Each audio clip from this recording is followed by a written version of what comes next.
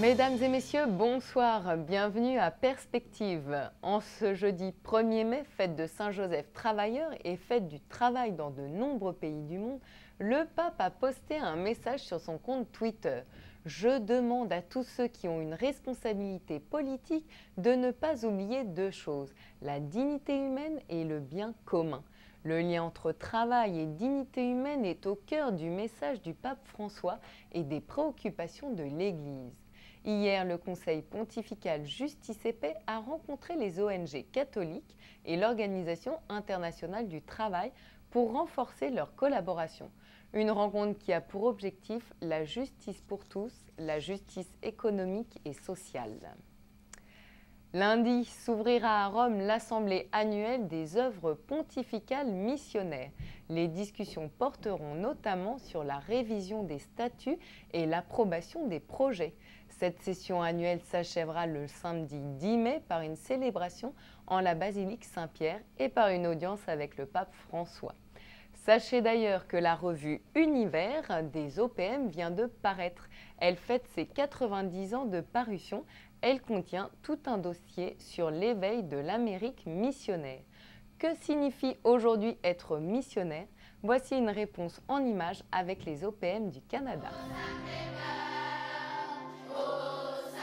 Avoir un esprit missionnaire, moi je dirais, c'est d'avoir les yeux ouverts sur le monde.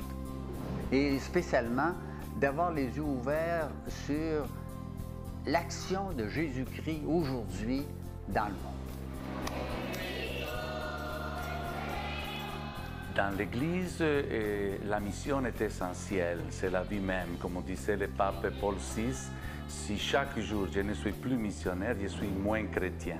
Alors c'est quelque chose de vital, d'essentiel dans notre vocation missionnaire, parce que dans le baptême, nous avons reçu la mission de connaître, d'aimer et de témoigner Jésus-Christ partout où nous sommes, dans les familles, dans notre lieu d'études ou de travail, et dans notre quartier, un peu partout on est appelé à être témoin. Je dois m'engager dans ma communauté chrétienne, mais en même temps, je dois m'engager avec la mission universelle de l'Église.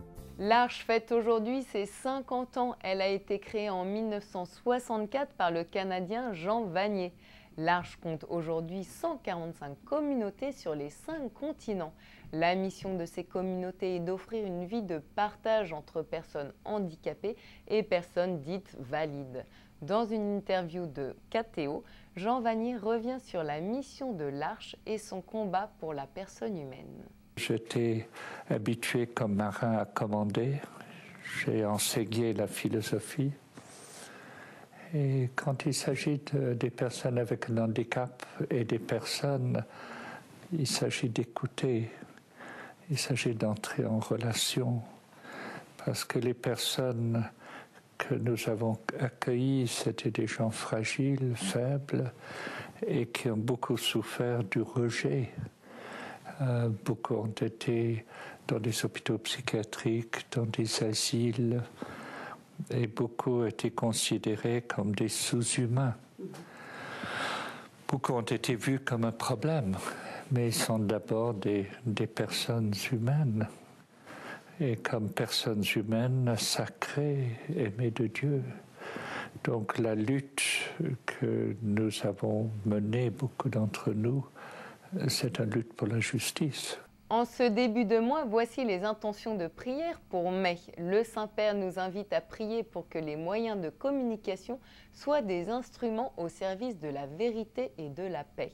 Dans son intention missionnaire, il souhaite que Marie, étoile de l'évangélisation, guide la mission de l'Église dans l'annonce du Christ au monde. Voilà, c'est la fin de ce journal. Merci de l'avoir suivi. Je vous souhaite une très belle soirée et vous dis à la semaine prochaine.